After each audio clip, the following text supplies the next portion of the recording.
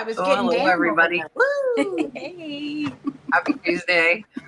I hope you all are having a good night so far. My head is pounding, so I have my ring light down a little bit.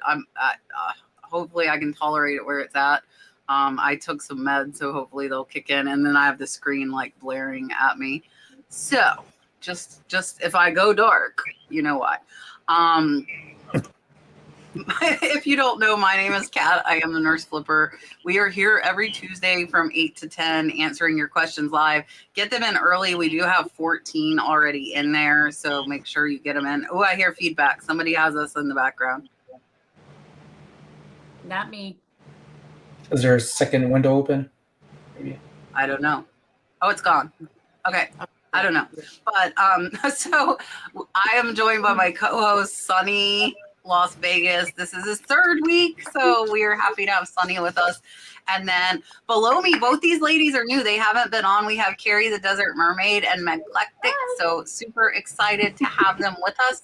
So I am going to make these ladies big, let them introduce themselves, and then we will get to, first we have super chats, we have a message from John, and then we'll get to the questions. So here is Carrie. Hi, everybody. My name's Carrie. I'm called the Desert Mermaid. I live in Las Vegas. I'm originally from Buffalo. Go Bills! I have a YouTube channel, and I sell on eBay, and I'm a huge fan of selling on Facebook and not the marketplace. So that is something, if you're, feel free to ask a question about that. Next.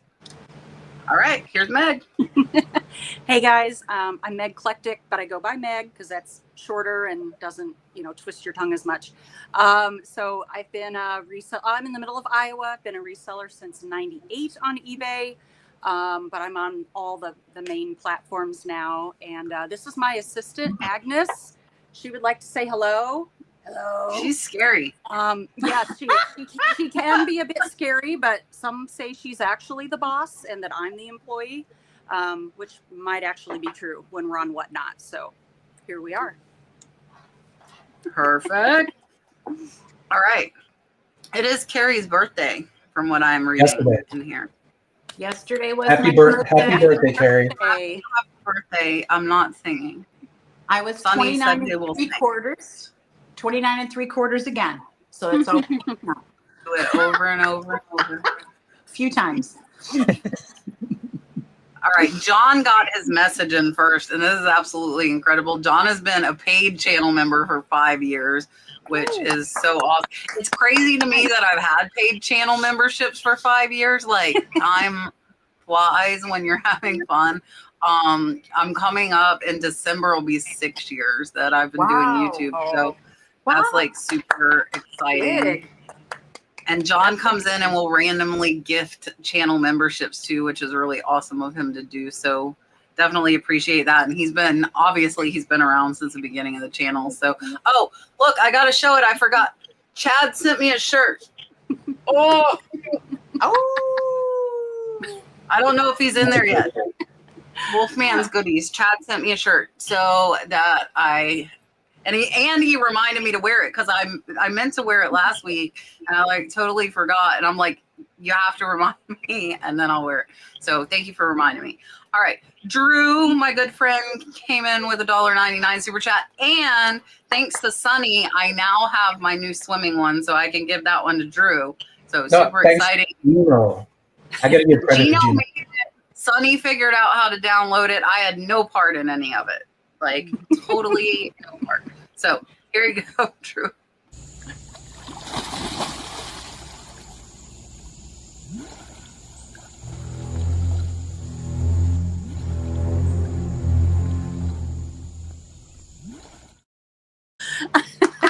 Gator Trump, football That just season. scares me.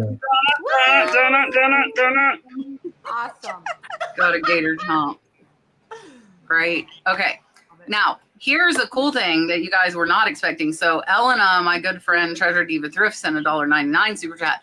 We are debuting Sonny's super chat. Sonny has a super chat now. So if you guys have one of the super chats that's your favorite, we have the Kevin one, we have mermaids, we have my octopus, we have all kinds of different super chats. If there's one you want and you send a super chat, just let me know and I will play it. Otherwise, I just pick whatever I'm feeling. So here's a Sonny one. This one's a fun one, and I think Gino did an amazing job on it. First time ever for Miss Elena.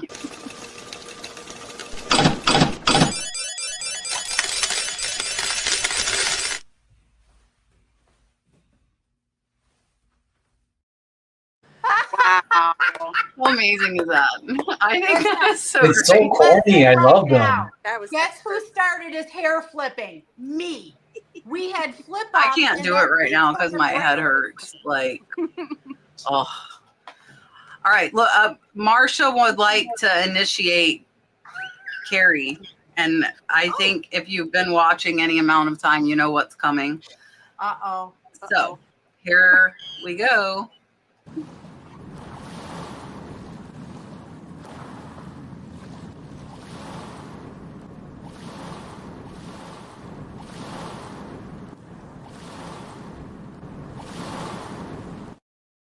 Yes! Woohoo! Oh, that's great. So that one was made by Yvonne Thrifty Rich. Gino did not make that one, but yeah. All right. Oh, I love it. Michelle is asking me. She said she's read comments that LP's auto delister will violate eBay's Autobot rules. I didn't even know eBay had Autobot rules. Do you know about this, Sonny? I got something even better. I went straight to the source, to Clara, Virginia. She also has a last name. She's one of the co-founders, co-owners of List Perfectly. She is like the top wig, right? So I messaged her, and this was her reply to me just minutes after seeing this comment. Give me a second. I just had it. Crap. Well, what she had messaged me was that they are partnered with eBay at times. I wanted to read it verbatim, but it like glitched off. If there was something outside of eBay's policies, they would be the first ones to know about it and let everybody know throughout their platforms. So they are within compliance. There's nothing wrong against it. And if anything ever comes up, Clara said to message them over on List Perfectly. So it could be on Facebook and Instagram, which I usually comment on. So yeah. Perfect. All right. Miss Kathy says she bought an Art Deco mirror. It's 8x8, no name, made in China. The only one that's exactly like it is up for $600 from Italy. So how would you price it? She picked it up for $599. Oh, 8x8. Well, Art Deco. I'm going to assume like 8 inches. I'm going to assume it's not 8 feet. But made in China? So is it, it's a repro? That's what I'm I would thinking. suggest a repro. I'm not 100% sure on what to do with repros. I mean, there's a halfway decent value to it, but I don't know if I would go that high. I don't think I'd go up to that high at all. I don't know, but Yeah, that What made do you in China think? piece. Yeah, that made in China piece is just what it makes it really difficult, right? yes. You know, it doesn't mean it's not worth anything, but it's Right. just not going to be the Italy price. So, and I don't have a lot of experience with Art Deco, so I have to kind of hand the baton off maybe a little bit. If I'm not finding anything using Google Lens or other listings, if anything, you could price match what you have compared to the others. But I would go as far as looking if there's if there's sites online to send to get appraised for free. There's also Facebook pages that I often send stuff like Murano, and there's Art Deco specific groups too as well that they could help you on. And just don't take people's word for it. You also want to ask for the background and then ask them if you could use their name, say in the item description on eBay, and see if that works. Because I had to do that, or I did that with the Buffett Crampton clarinet. They evaluated as $1,400 using their name, like I just told you. I put in the description because they gave me the thumbs up, and it sold for $1,350 plus Wow. shipping. Nice. So when you have high value things, you definitely want to have value to it with information, not just take your word for it. Yeah, and if the other one, I would look and make sure the other one was marked Italy and that somebody didn't mismark it. And if it was me, I'm not going to be anywhere near that 600. I would that's the kind of stuff, if there's nothing else except for that one, I would make up my own price, like $59.99 or something like that, and be happy to turn $6 into 60. So yeah, that's what I would do. Because if that one says made in Italy, yours is not. It is definitely not. It might be Art Deco style, but it's not like true Art Deco. So that's what I would do. I would probably be priced like, and without seeing it, obviously it's hard to really know. But I would probably be at like 50 or 60 bucks. All right. Miss Linda said, "Happy Tuesday, everyone. What does everyone do regarding promoting items? I promote, but I think I might need to promote what they suggest rather than lower." So I am newer to eBay. And I'm going to be honest, I never promote anything. I don't promote at all because I don't sell enough stuff or make enough money to spend the extra money on the promotions. And it's probably making me miss out on stuff, but my shop is really small. And I'm probably keeping it that way. So I do promote. I probably started promoting my entire store about 1.5 years ago. So to me, that's fairly recent, I guess, in eBay world. But I think I run mine around 8 to 9%. So I don't rely on what they suggest. But I've kind of messed around with it over time, move it up, move it down, just to kind of see what kind of results that would get. So if I were starting out promoting, I think I started at like 3% and I didn't do my entire store. Some people pick a price point or a certain category, depending on what you're selling.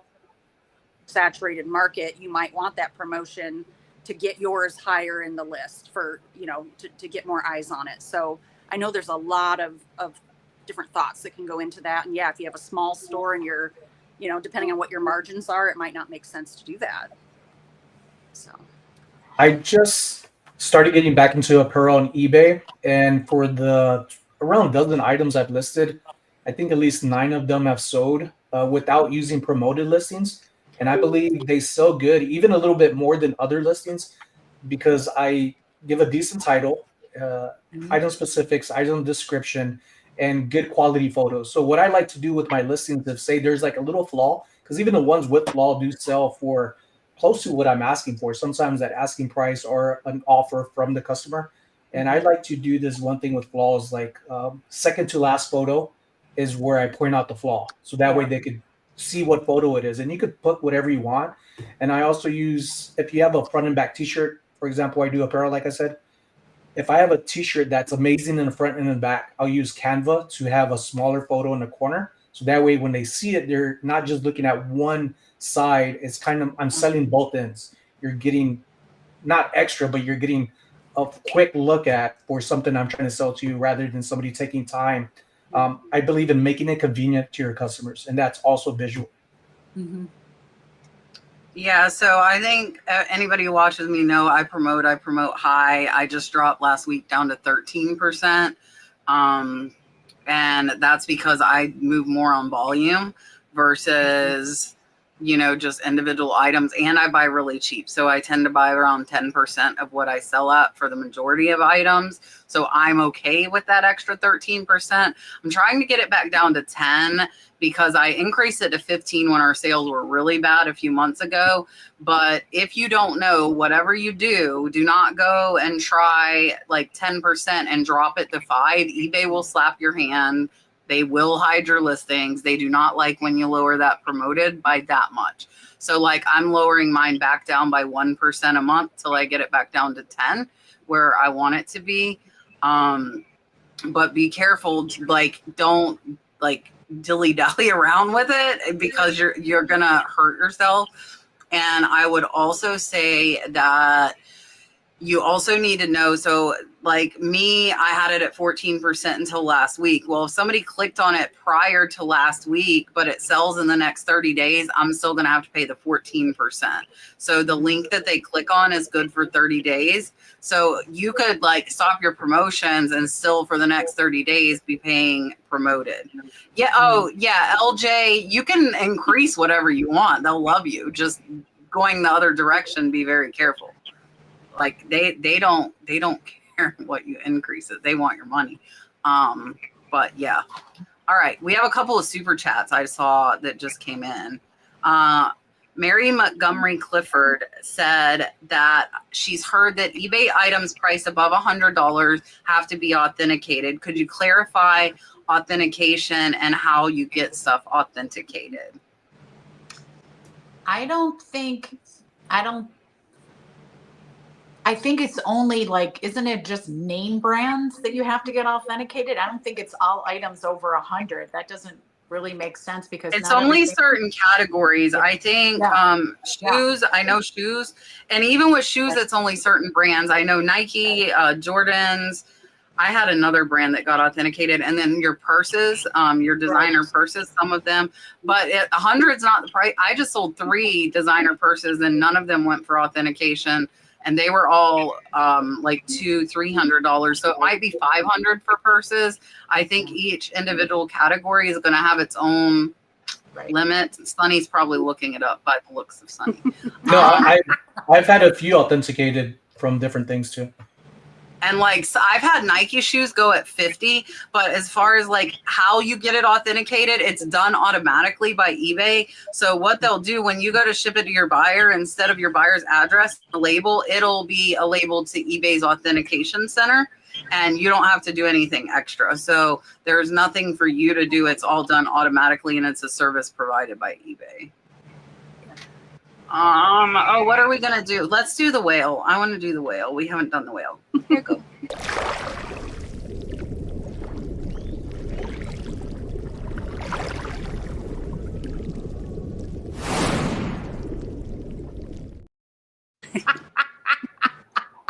All right. Marsha, why are you sending me more money? No, not that one. I saw another. Oh, it was the same one. I thought I saw another Marsha one though.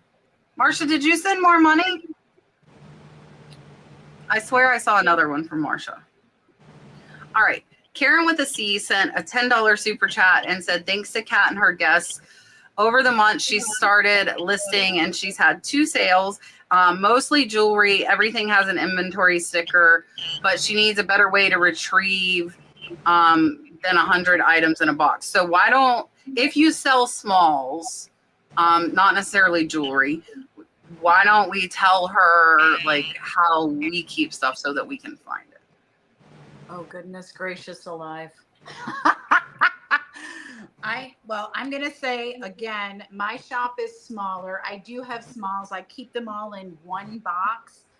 I don't have hundreds of smalls, so I'm going to pass it along to others that have higher amounts of items. But everything I have an eBay section, and I have my smalls in one area, certain things already pre-boxed, etc. So I'm not going to have a good answer. Next. That's fair. Yeah, I've definitely evolved that system over the years. You know, you try one thing and then you figure out, oh, that didn't serve me, so I better figure out something else. And yeah, the bigger the store gets, the harder it is to find things without a good system. So I'm really just using a numbered box system, and I just record that location within the SKU or some other field within the listing that I can just keep track of in my inventory.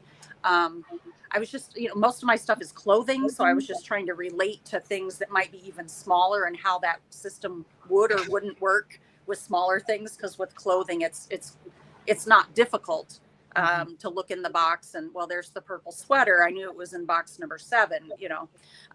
So I was just actually then just trying to imagine what it would be like with jewelry. And I almost think I would just have a smaller box, like a long, skinny, because the boxes I use are like 22 inches long, but they're only, 12 inches wide, so that things are in a nice row. So they're very easy to flip through in that way. So I don't know if that would really help, but I'll pass it along and see what other thoughts Sonny has. Yeah, it's near identical to what I do with little things that you probably do as well. If I have, say, 2 or 3 t-shirts, because we all like to find multiple things because it's an easy listing to change the quantity, I will add, say, XL if it's a size XL. If it's not, same design, same color, everything is just not the right size, because that kicked me in the butt a while back to where I had to rip open the bag. And I think of that as, like a waste of cost of something when now I know better.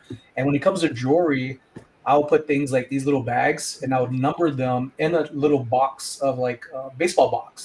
And if it's bigger, Yeah, I was then gonna put this. LaDonna said the tool bin, same thing. yeah. And if it happens to be like a figurine or a box, I will put like JB for jewelry box if I don't have it inside a bag. So that way I know what I'm looking for and it's not just jewelry, J everything. So I do categorize my things that way. And it does make it easy, especially when I do lives. It makes it a lot easier to number them, have little tags that's visible because I'm color deficient. So I use color schemes to help me separate this difference too that just pops out. Yeah, so I use the plastic storage bins too. That's one of the ways we do it with the bags, like Sonny just showed, and we'll number it. Like the Harley pins I got 600 of them. Okay. So those were all HD. So it was HD1 all the way up to HD 600. They were in the narrow bins. You could use a baseball card box, like Sonny was saying. I've even used like soda boxes too, will work. You need bigger you need to make sure your bags are as wide as a container or they will get all mixed up. So just beware of that. I learned that the hard way. And I got a bunch of those tool bins that LaDonna was talking about from an online auction. They were selling paint brushes from a paint studio and they had them stored in them.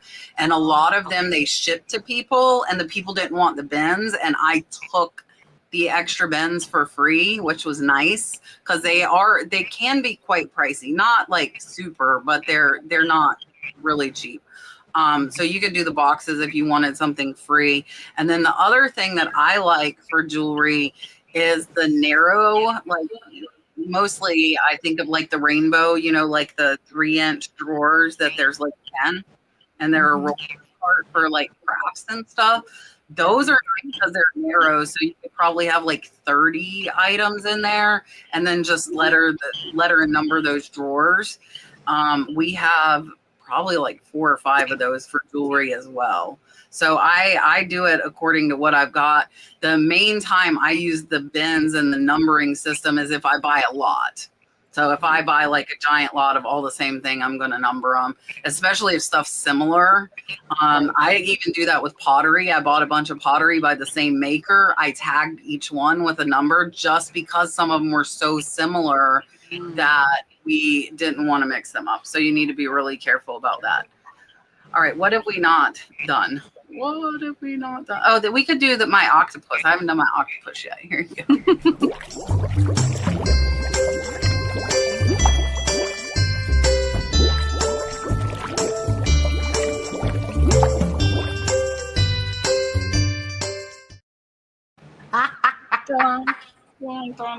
Gino makes all the fun.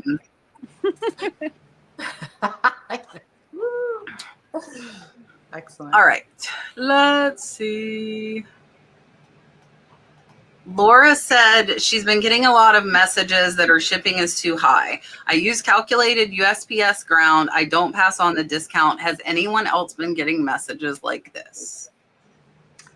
I have not, but while I was away for a long time, I've been pondering the things that I'm selling. And again, I'm a part-time seller. I'm not a full-time seller. And I think I'm trying to work towards selling things that are going to be in boxes 5 pounds and less because shipping just has gone up. And I get why people are complaining. There's nothing we can do about it, as we all know. But I'm just going to be adjusting what I'm selling. So I'm trying to do a little bit more ephemera, jewelry, clothing, just lighter, easier things to ship. And let's see what happens. Who knows? But I haven't got any comments myself. Meg? I have not. That said, I don't do calculated, so I just have a flat price. If it's clothing and I just know from experience it's under a pound, I just charge $7 shipping, period, to anywhere in the U.S. So, you know, it just works itself out that every once in a while it's a little more when it goes to California, but then I send it to Illinois and it's only $4 something. So, so no, and you know, they see that. So it's either $7 or $9.50, or if it's a big item, then it goes higher. So, but no, I haven't had any feedback on that. So I'm kind of surprised to hear that, just with USPS ground being what I usually ship 99% of the items with, and my price that I charge is typically higher than what the calculated probably would have come out to be. So yeah, I'm kind of surprised to hear that. There's a lot of people, resellers, that find the same issue by using calculated shipping, and then there's others that say they've never had a problem with it. It just works that way. I know for me, I've tried calculated shipping, and I would get those same type of messages. But when prices do change shipping wise, I'm not in a hurry to change that price, because some of the things have been there for a while, do a discount. So I just figure this would be more of like a interesting item to go towards, even if it's, say, 60 cents less than another, because everybody's trying to penny pinch on some things, become misers more and more. So I leave it, and I don't have problems with the way I price things, just because I know more or less how much it's going to cost. And if it's a 50 cents, even $2, I'm fine with it. I'd rather do that than give a huge discount off of something. Yeah. Yeah, I've been getting quite a few of these messages as well. And I just tell them, I'm sorry. I don't pass on the discount either. I did for a while, and I didn't really notice an increase in sales. So I was like, forget this. I'm going back to not passing on the discount, because if you pass on the discount, you have to pay the fees. You're losing money on everything you ship. So just keep that in mind. I have just told them, like eBay requires a tracking, and if I don't provide a tracking number, then it doesn't count. And that is that. Because somebody, like, with a handkerchief, and I get it, like, a handkerchief is an ounce, I get it, but guess what, like, that lower rate is still, it's went up. And I had it, and she wanted me to give her money back, and I'm actually dealing with it now. And then she's like, oh, it's dirty, and it was a new vintage hanky. So I think she's just being finicky. So I asked for pictures. I'm like, if it's dirty, please, like, show me, like, and then I'll work on something with you. But she sent no photographic proof, so I'm waiting on that. But I just tell them, I don't make money on shipping. I charge exactly what it costs, and I'm sorry that the post office is expensive. I can't down in Florida, if you do flat rate, unless you're only doing items less than a pound, it makes no sense. You're gonna lose money, because it will go from $12 to $22. Like, you're talking a $10 difference if somebody's on the West Coast compared to the East Coast. So the difference between those prices is just way too big of a gap if you're in a corner of the country. You know, that works for those of you in Oregon too. If you ship it to me in Florida, it's going to cost a lot, versus if you ship it to somebody in California. And what I found is, a lot of times the stuff we sell does go to the opposite coast, because we're finding stuff that they can't find on their coast. And I think that's why that happens. I have, and like, I agree with Carrie. I'm trying to find, like, the lower shipping stuff, and I definitely take that into account when I'm buying things. And I think lotting items up, like putting 3 shirts together that'll go for a 2-pound rate versus, you know, 1 pound, 1 pound, 1 pound. I think that helps. And then what I'll do sometimes, if it's a higher dollar item and I have enough profit built in, I will mark it at a 1 pound rate when I know it's going to be a 2 pound. So I'm only charging them for 1 pound, but I am okay with paying the difference for them. Like, if it was a big comforter, but it was a $500 comforter, I might put it at 10 pounds instead of 15. Like, I'm going to shave some off and give them, like, a little bit, but I don't want to turn that discount on for everybody. You know, but with those items where I have that cushion, I'm okay with doing that. I also don't mind you. So the only flat rate that I like using is the flat rate envelope. The padded, that's the only flat rate we do as well. because it's the only one that doesn't really change, you know? So it, and for jewelry, you know, because I do sell a lot of jewelry, that is like the best way to go if you're selling, you know, a pretty good amount of jewelry. So. All right. Okay. Miss Sohila sent us a $9.99 super sticker. Somebody said they love Sonny's again. So if you came in Sonny, I'm doing it again. Because Sonny's is new. No. So we got to play Sonny's again. Here comes Sonny and his hair.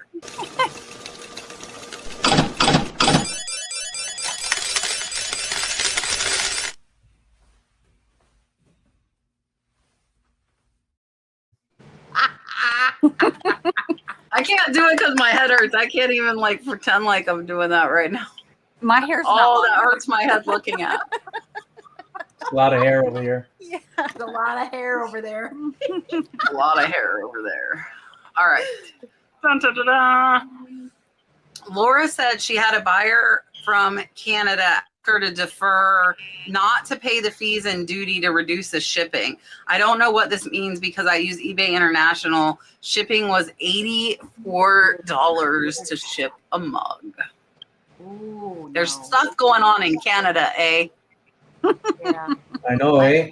You know what? I have no idea because I thought, I don't have any idea. Yeah, Nope. I mean, I think with the, you know, yeah, if it's going through the eBay international shipping, then there really Yeah. isn't any option or choice to Yeah. do anything with that. I know I've had on other platforms where I purchase the postage directly myself, not through the platform. Mhm. There's a spot where you have to declare the value of the item that you're shipping, you know, of course. Yep. And I have found every once in a while that a buyer might ask for that to be fudged. And I just let them know that I'm not able to do that, you know, and just politely move that through. But yeah, that's kind of $84. That's nuts. It's crazy. Yeah. Yeah, even before this whole tariff stuff, that people find that to be the reason why the prices are crazy for shipping. You got to be very particular about how you send things to Canada because one 1 inch makes a big difference when you could trim off some of that and still pack it properly Yeah. by getting there. And the price adjustment, sometimes it's ideal, not just for the customer, but for yourself, because we're not here. Majority of people are not trying to make money off of shipping costs. We're just trying to make money off of the item. And sometimes people don't see that because of the bad experience out there. So keep doing the right thing and keep being a positive example for the community. Yeah, so this just sucks. Like, I mean, that's I tell them, yeah, it is illegal. Marsha is right. It's illegal for you to say it's a gift when it's not a gift. And like, this is my business. This is how I pay my bills. I'm not going to risk that for probably what, a $15 mug. No, thank you. So that's number one, of course. Number two, though, I just tell them like I use eBay International. I don't ship outside of eBay International. And I'm sorry, like there's nothing else to really say, you know.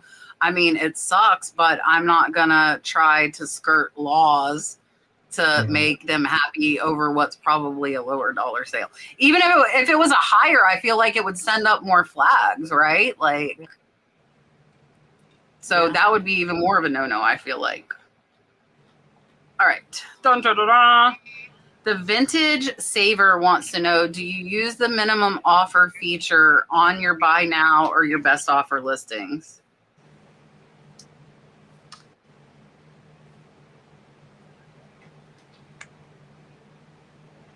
So like when you set, so when you say you'll accept a best offer, so you have to have on best offer.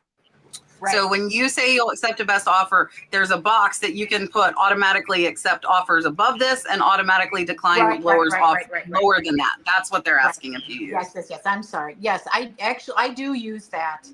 I use that. But you know what? It depends on the item and how much I put into the item.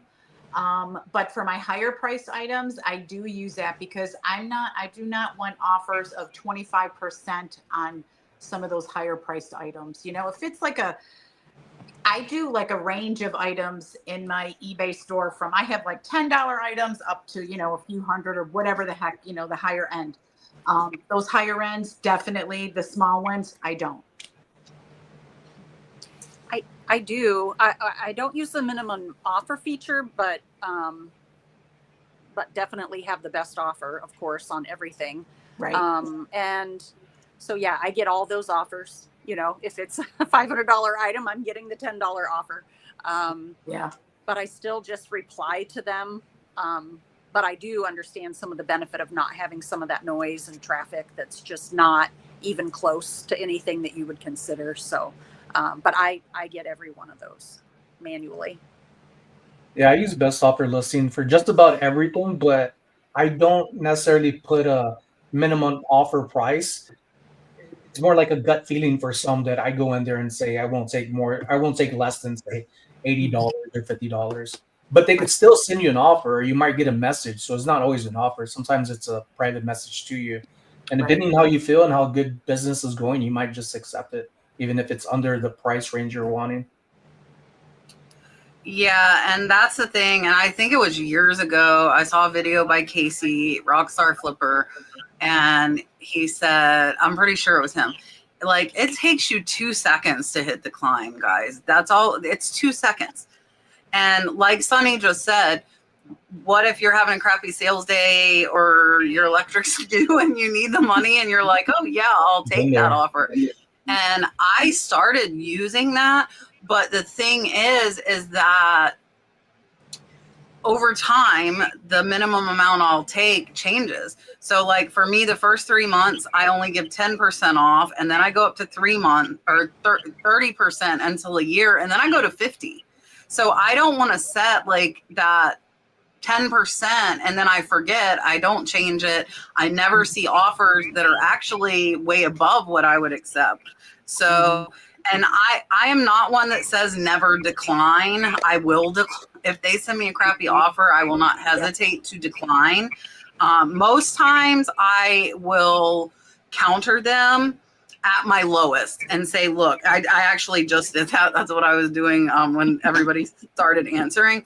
Somebody offered me 50% off on a newly listed item less than a week, and I'm only willing to take 10% off. So I countered them at 10% off and said, this is the lowest I'll take for 3 months. Mind you, most people don't read it or they don't want to listen to it, and they come back. And normally if they come back low again, I decline them. And at that point, they'll either offer me what I offered them or they'll move on.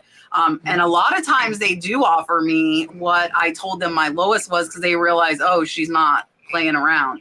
You know, like I get the back and forth in the banner and blah, blah, blah, blah. But I would rather cut to the chase. Here's my lowest. Either take it or leave it. And yeah, so that's just me. All right.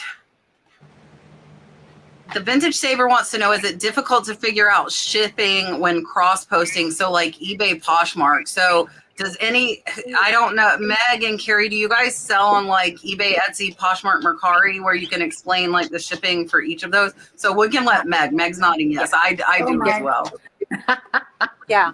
Poshmark. So yeah, the difference between eBay and Poshmark, totally different, of course. But so yeah, on Poshmark, they just take care of all of that, you know, up to that 5 pounds. So, so the beautiful thing about Poshmark is there's not too much to figure out.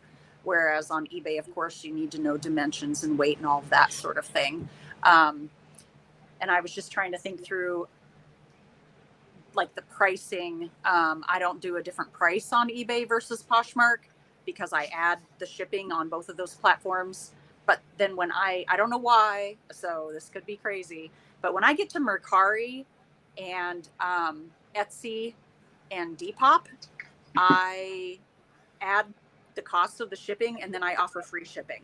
So that may not be the best way to do it, but that's how I'm doing it right now. But as far as those other platforms go, I buy my own postage through Pirate Ship. So it's the same kind of philosophy as eBay though, then, you know, that you're just needing to know the size and weight for the item.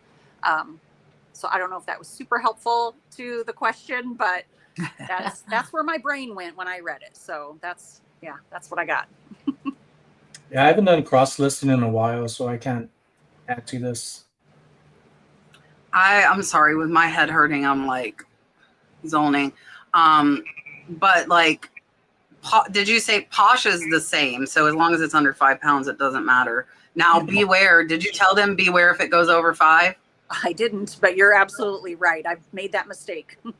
A 10-pound label on Poshmark costs you $20, my friends. Poshmark does not like you to go over the 5 pound. Try not to go over the 5 pounds unless it's something ridiculously expensive, and then it's okay. I on Mercari like the 2 pound UPS saver rate. There's a freaking gnat. I'm gonna look like a crazy person. Because it's only $7.97 for 2 pounds. So I really, really like that one on Mercari. That's the one I use all the time. And Etsy, I think mine's calculated. Like I have like it set where it can go ground or priority and the buyer gets to pick, and then it just charges them it. So, I mean, you figure out like, so the best, Teresa from List Perfectly gave me what I feel like is one of the best tips for cross posting. So I batch in 10s and I put them all out to eBay, because like you're having to search to the same exact spot to fill out when you're cross posting. And then I do 10 to Mercari because it's the same thing. Like, you know exactly how far to scroll, where to go to the shipping. So I used to do them like all of them. So I'd be alternating eBay, Poshmark, Etsy, Mercari. And it's slower when you do it all to just the one platform. You know exactly where you're going every time. So I do 10 to eBay, 10 to Mercari, 10 to Poshmark is how I do it. And then if I think they're appropriate for Etsy, I'll put them to Etsy. But yeah, Posh is the easiest of those. Posh is cake. Just keep it under 5 pounds. That's my advice. Sarah Sells Smalls by the Seashore is scheduled to come on our show coming up, by the way.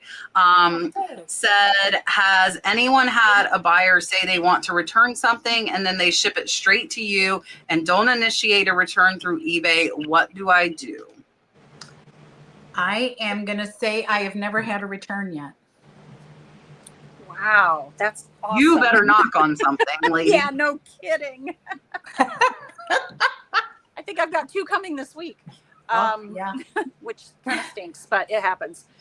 And I have had this scenario. And sometimes they don't even contact you first, and they'll just get your address off the return label and send it to you and think that you're a mind reader and that you know what's going on, what's happening. And I've had that happen, and I just send them. You can just go into the order and send them a refund. I just don't refund them the shipping. As long as the item shows up the way that I sent it out, then I just go ahead and take care of that and avoid a complaint or any other kind of negative communication. So, yeah. I haven't had one where they haven't initiated a return with eBay, but I see that Marsha commented just return the purchase price, not the original shipping costs. Mm-hmm. And I agree with that. I would do the same thing. Yeah. I wouldn't do it either. What sucks is you're not protected, but eBay doesn't really remove the negative feedback even on returns anymore. They've kind of gotten like to be sticklers about that. So I would just give them like, I would do like a partial refund is what I would do. Like do it as a refund. But I try and tell them, I thought you did book. Well, now you need to be. So now you need to message me. That's why Sonny looked crazy too. He's like, Kat, you haven't booked her. Well, now I'm saying I'm booking you. So you're thinking of Steph sells seashells. Oh, see? Because I always say she sells. I'm confusing the S. Y'all are killing me. Sarah, just DM me on Instagram and I'll get you in. We'll work on the date for you. We'll get you on. Now you're coming on whether you like it or not. So first thing, Jonathan, listen here, buddy. I was like, what's that? Why is that eye look familiar? I was like, I don't want to click on this because I thought it was Jonathan's eye. I know that eyeball. Jonathan Rivera out in Arizona. How dare you? Yeah, don't put them together, Sonny. That will kill me. No, that will be hilarious. We'd I be won't like, do that. welcome to the tongue twister version of your Tuesday Night Live. Yes, yes. So when they tell me that, I'm like, you need to make sure you go through the proper protocol and you get a free label through eBay. A free label through eBay. On Etsy, I do buyer paid returns, so they have to buy their label on Etsy from me. And Poshmark pays for the return and Mercari pay for the return. So those are both good for that too. All right, let's see. Okay. Question, Kat. Can you explain how Patreon and members only communities work? I'm close to getting monetized on my channel. It's about van life, so probably won't be of interest to most here.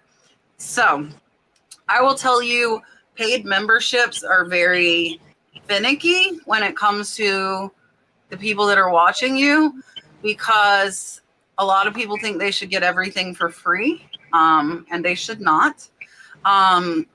But I started offering mine very early on because I feel like if I had waited till now when I have 100,000 subscribers and then all of a sudden I'm like, oh, but I want you to pay for this. Like, what if I took the Tuesday Night Live and said only if you paid $10 a month you can watch it? That would be like a a-hole move, right? Like, that wouldn't be right. So my big thing when I started my memberships is that I didn't take anything away that I had been giving as content up to that point. So I didn't say, oh, nope, I'm not doing this anymore unless you pay. I added stuff on.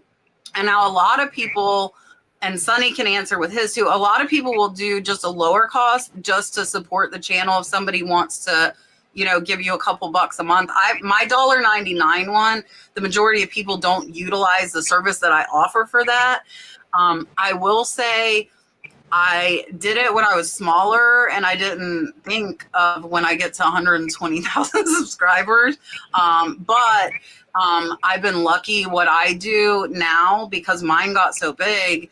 So mine for $1.99, I do store reviews. I put a limit to 20 people. So it's like, okay, the first 20 people that sign up get it.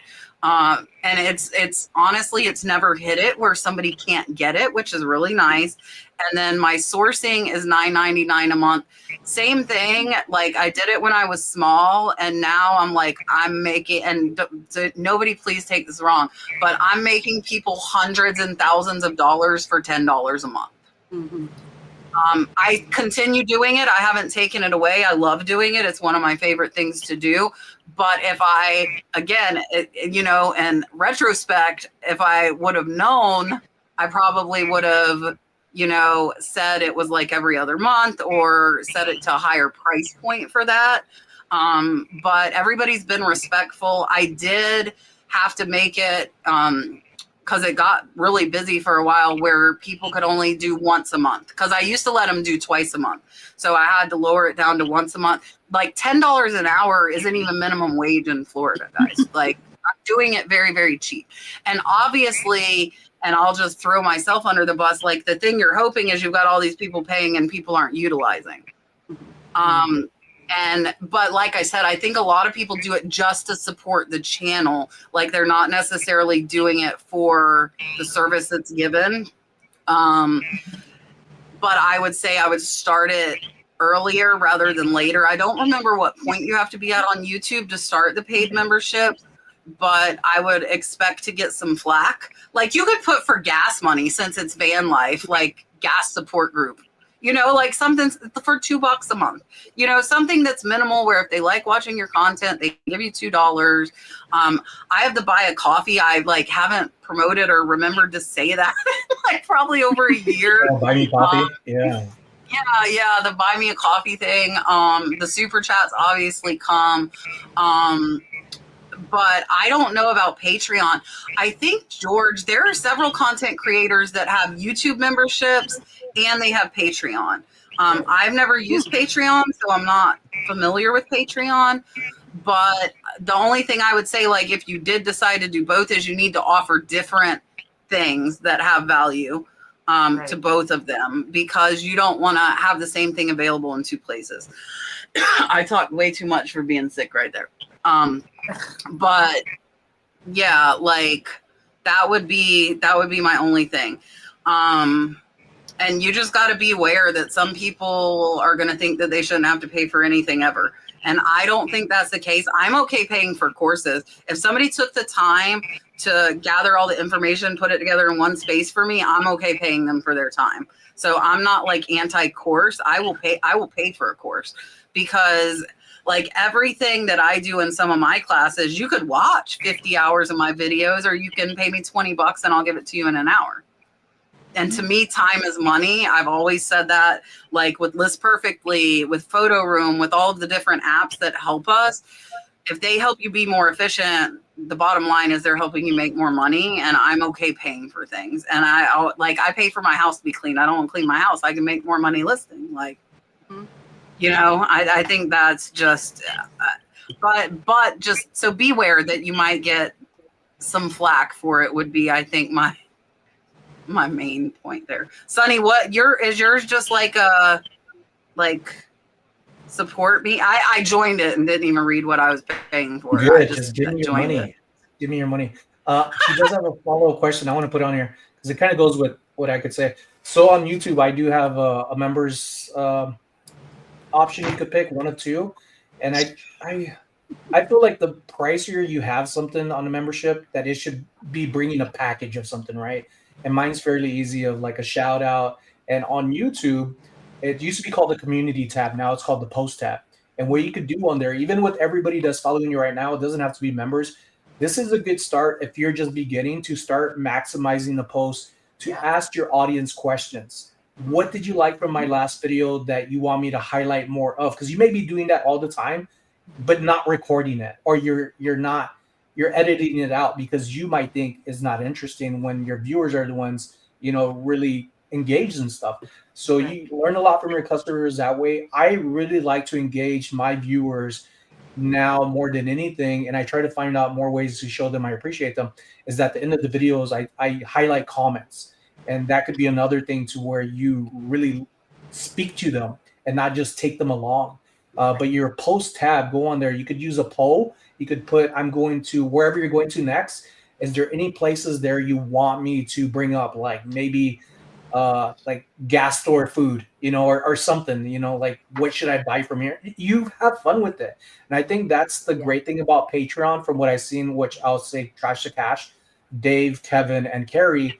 They made fun with Carrie, and Carrie enjoyed it to where I think he put like peanut butter or mustard on his face, and it was like a very high like deal to buy this, and he has to do it because you got to follow up with this Patreon. You can't have it and not do it. So find things that you want to do, like Kat suggested, that will help you, like gas, or if you have pets. Because when I see your name on here, you mentioned dog Van trade fund or something like that. Yeah, well, van life. I'm thinking Sandy, my flipping van life. So she has a couple of dogs, and I would think like Sandy would probably choose like dog food or dog treats, you know. And that's another thing people use on Whatnot away from monetizing, but that's another thing that could help out. That isn't so much of I just want your money. This is something that you're supporting me and my livelihood, and you get to see it for yourself where your money's going towards. It's not just I bought something for me to make more money on. Yeah, did you there is the members only tab, and then like I have 3 levels. So for me, like I'll post I post my membership calendar out to everybody, and then like the members listing reviews is for everybody, so that goes to everybody. But when I'm doing sourcing, only the people paying $9.99 or higher see it. And you can always start, like Sonny just has the 1 level, but if Sonny decided there was something he could do that would be, you know, of more value, he can add a higher tier level. So I would advise starting low, and that gives the people that just want to give you $1 or $2 a month a chance to give you $1 or $2 a month. And yeah, like, yeah, still with your dogs. That's the thing. So you can do dog treat. There's just so much, but you could do just a little. And then if you think of something that is really of value, like I spend hours doing the sourcing, doing the listing reviews, like that's extra time I put in for that money. And that, you know, that to me, like I said, I think I think I underpriced it, but I'm still doing it. I'm not going to stop it just because of that. Like, I started it. That's on me. I did have to throttle it, you know, and say, hey, like, hold on. So that happened. John gifted 1 membership, and John is in the chat saying that if he gets 100 likes on the live, he'll gift 5 more memberships. So John, thank you. Folks. I get to play my sea turtle, which is like one of my Gino. I need a regular sea turtle one. I'm like so demanding of Gino. Yeah, I It's will say horrible. there's a lot more people using their screen TVs and not their phones or computers. So if you Right. can, just run over to your phone and just hit the like button real quick. Yeah. All right. Here's my turtle.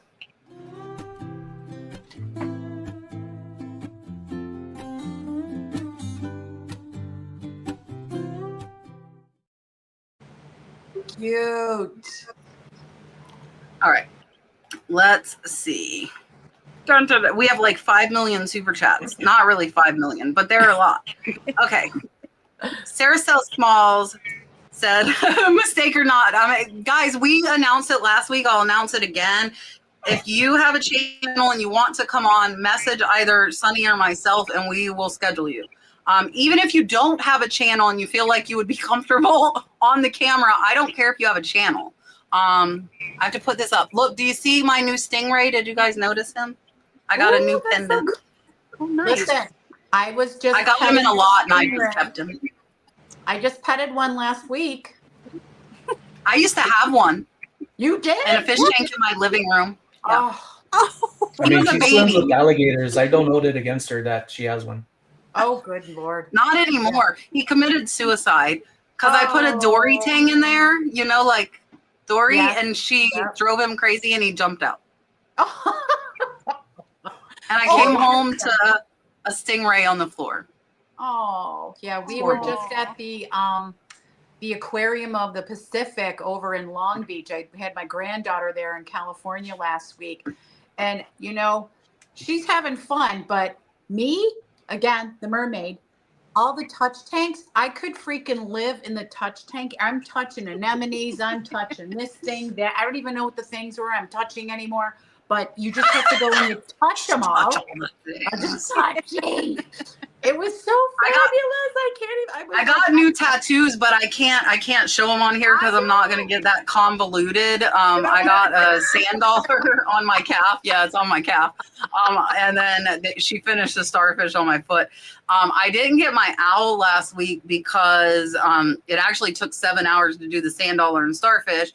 And she thinks the owl's going to take 7 hours. She was supposed to come today, but I gave her COVID. I was not sick when I gave her it. I didn't know I had it, but I gave her COVID. I have COVID. And so we're waiting till Friday, and hopefully we're both not sick, and we're going to do the owl on Friday. But even then, I'm not showing you guys because it's going to be on the top of my back, and that's just not going to happen. But I'll put a picture on Instagram for you. I'll put a picture on Instagram. All right. Let's find something. Oh, well, I'll do my new one again. I'll do my new swimming one. Here you go.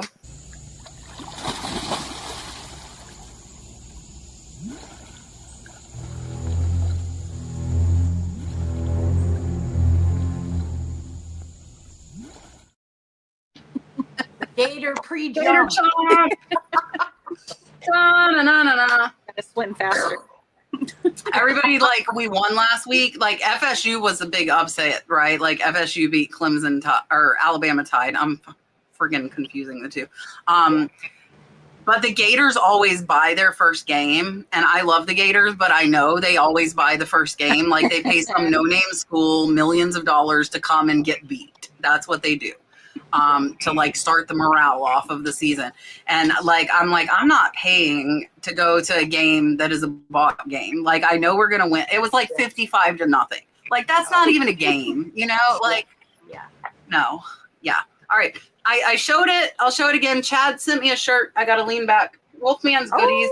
Go follow him on very YouTube, cool. guys. He sent me the shirt, and he sent me, he's trying to tell me, this is what I told Chad. He sent me this crazy cat lady toy. And I said, Chad, are you trying to tell me I'm going to be single forever and be a crazy cat lady?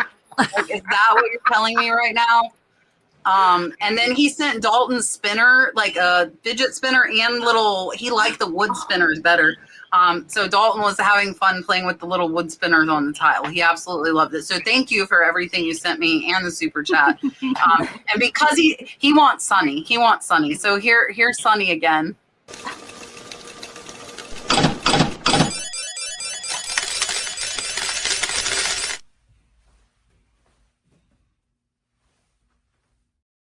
Oh, I'll see you Sunday for that, sir.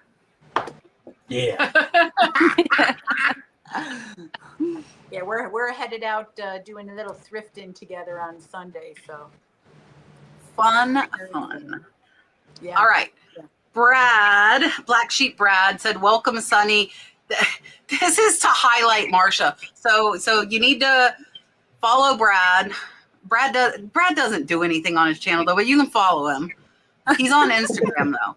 And then I'm just gonna call him out. Have you started making videos? Correct me if I'm wrong. But you need to also go follow Marsha, Red Cardinal Treasures. Marsha, how far? I am animated for having COVID, and my head feels like it's going to explode. I'm not even lying. Oh,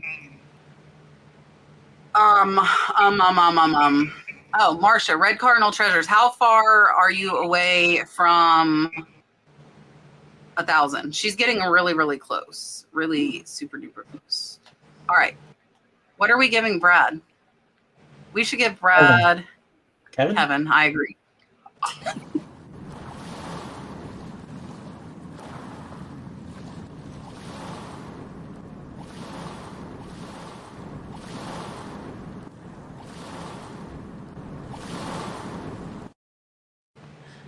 Perfect. Perfectly awkward.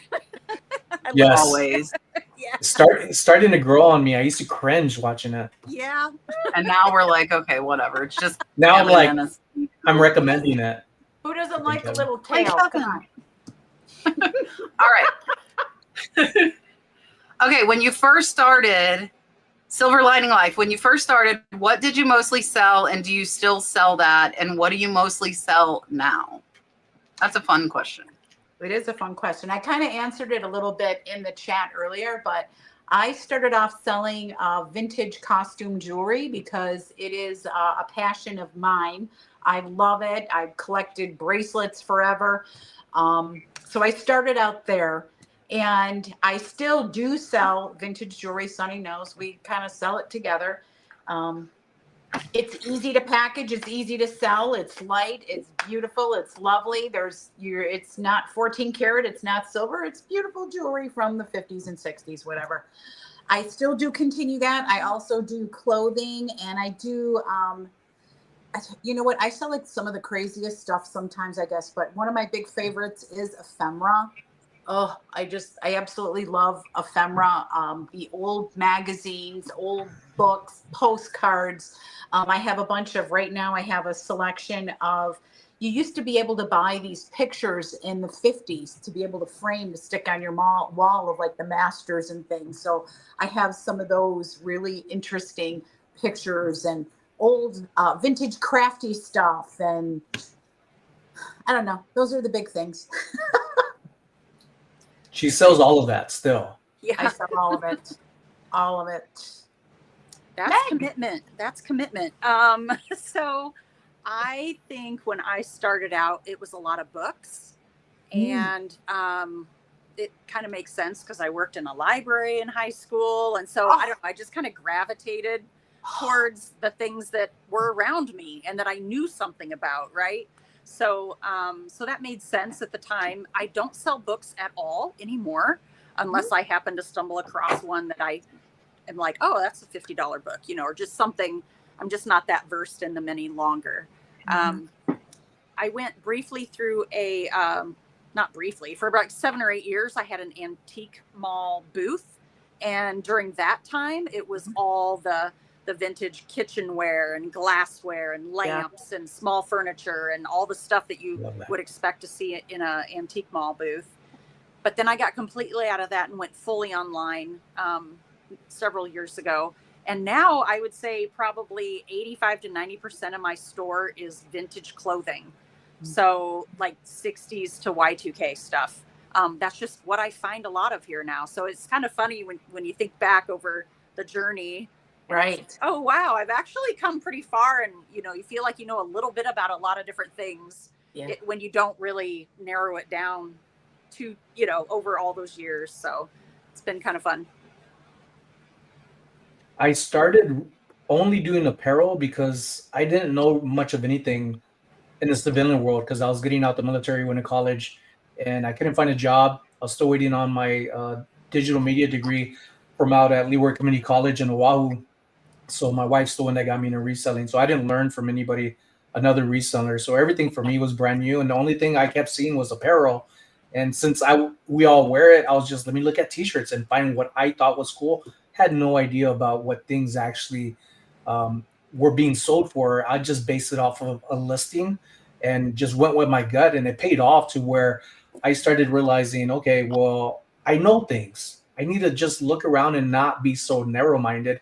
And sure enough, I came across, I think, around a dozen Estee Lauder vintage trinkets, and these are the ones that have the gel paste perfume. Now, I didn't know this stuff was out in the world. I just started turning on light bulbs. Paste gel perfume, I never saw that. And I was like, this has to be old. One of them sold for $475 within 5 minutes of listing. Ooh. And that's from letting go of the keyboard of publishing on eBay.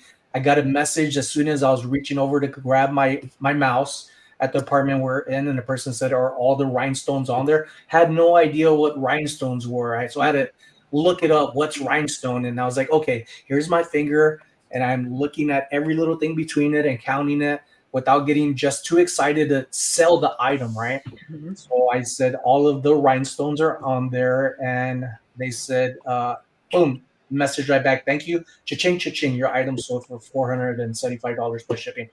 That was the first one of the rest of the dozen. So that's what got me out of apparel.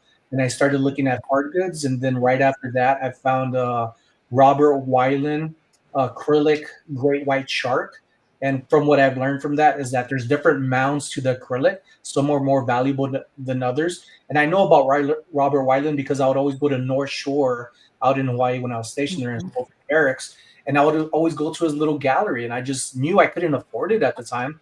But I knew things, and I started adding stuff. And when I started getting into women's stuff, I remember going with my wife and my mother-in-law out in Waikiki at Ala Moana Mall, and I would ask my mother-in-law, why do you say this Dooney and Burke is not as good as this one? And they would tell me the difference. So things started turning on and the wheels started going, and before you knew it, I was making more money off of reselling than I was my full-time job when I got it.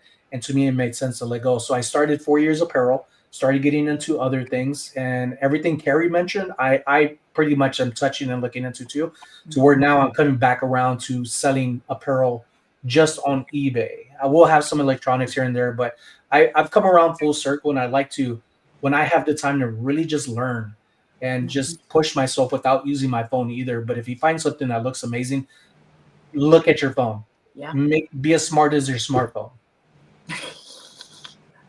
Yeah, I mean, I'll utilize the tools that you have. Make it You easy on know. yourself. Mm-hmm. So for me, the first thing I sold on eBay was plants, and some of you know that. And I actually, like my second go round, that's what I did as well. I owned a plant nursery, and so I do not still sell them. You have to get like a nursery license, and then like certain plants require certain stamps for certain states. It's really a lot of it's a lot to go through if you're not making a ton of money. So I don't sell plants anymore. And then I also sold chicken hatching eggs on eBay for like $100 a dozen. Yeah, it's crazy. I bought some off of there as well because they're rare varieties that you can't find anywhere. So you're willing to take the chance. And then a lot of times none of them hatch. None of them. Yeah. And, you know, I like there's emu eggs on eBay that you can hatch. There's ostrich eggs on eBay. Like they're $300 an egg. Wow. It's absolutely insane. And then this time when I started 6 years ago, right before I started my YouTube, I was doing pallets and I was doing books on Amazon, neither of which I do anymore. And as far as what I mostly sell now, I would say if I had to pick one category, it would be jewelry. I love the small stuff. And you can always find jewelry lots on estate auction. Always find them. There's no shortage of jewelry at all. You might get some crappy lots, but you can always find jewelry. But yeah, and I honestly wouldn't mind necessarily doing all jewelry just because it's so small and so easy to ship. But I get bored with any one thing. Like if I do any one thing, I'm like, ugh. And I want to change. So that's why I like selling everything, and I'm going to continue selling everything. All right. John got us to 100 likes. We have 300 in the chat. We got to 100 likes. So John gifted 5 memberships. So if you have a new dolphin by your name, you got a paid membership. I just put, maybe I saved it and forgot to put it out. I have COVID brain because I have COVID. I made the calendar and didn't put it out today, I think is what I did. I really meant to. The live, all of the member stuff is going to be next week because I knew I didn't feel good this week. So it's all going to be next week. So the listing reviews will be on Thursday, live sourcing Wednesday, and live shipping on Monday. I totally went backwards in the week there. But I get to play my turtle again. So I'm happy. Here you go.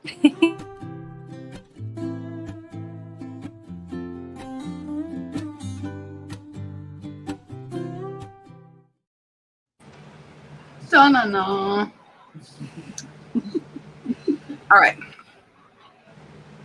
I wanted to put this up here. Jen said she's a nurse too. She's started flipping to try and get out of it. It's become unbearable, and you know what I mean. She's been on eBay since 2002, and she's going full time, and I'm a great inspiration. It is stressful to be a nurse. It is so stressful. I will tell you there are moments of this that are also stressful.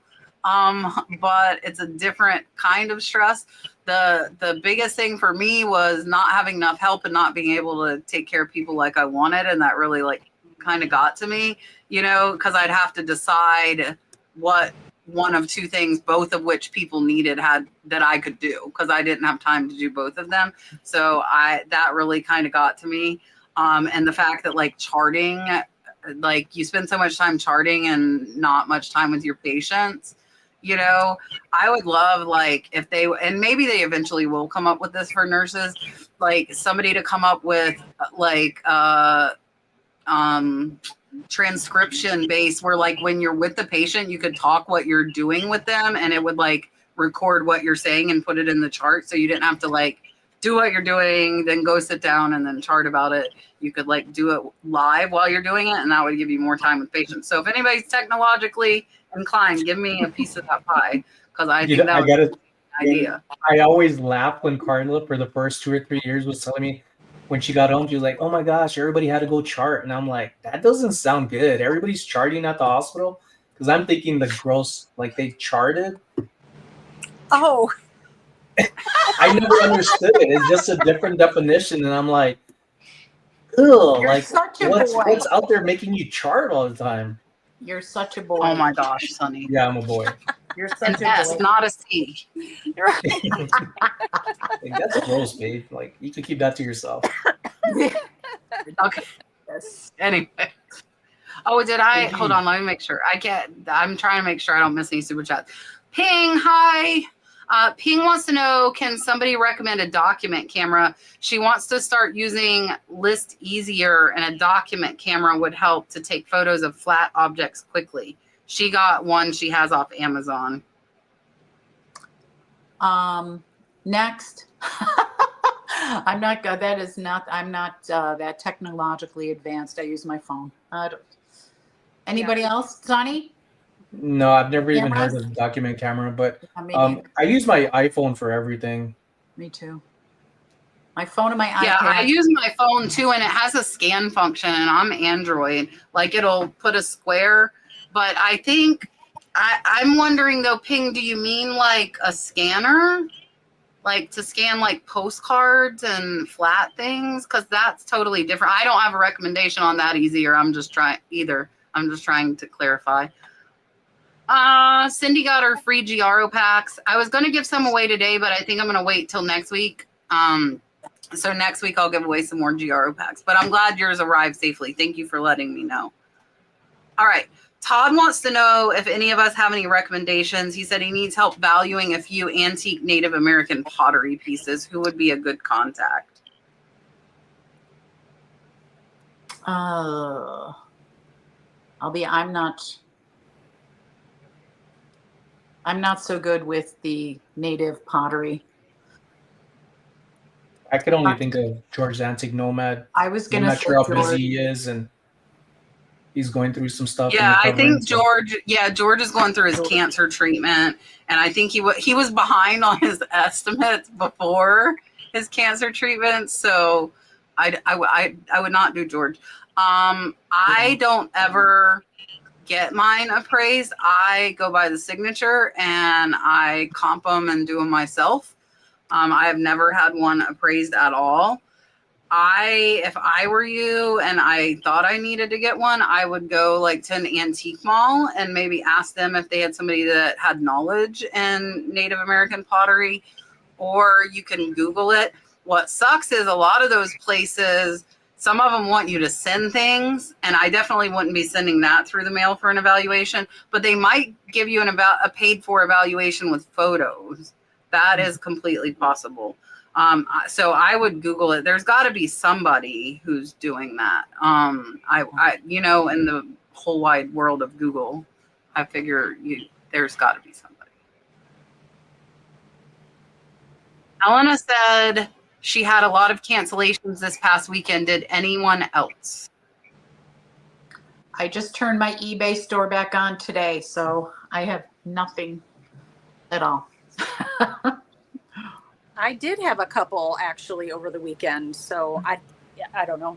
I'm always just glad that they cancel it right after they buy it rather than after I put it in the mail.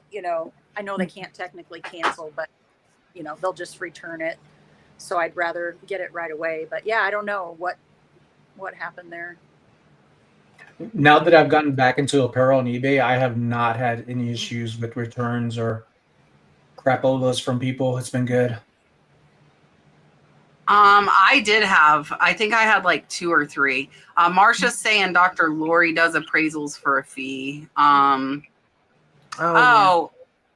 Yeah, like if they're signed, I would use WorthPoint. You can get a month of WorthPoint for way cheaper than, won't arrive on time and by mistake. Like I get them all the time though. I didn't notice a particular uptake on that, honestly.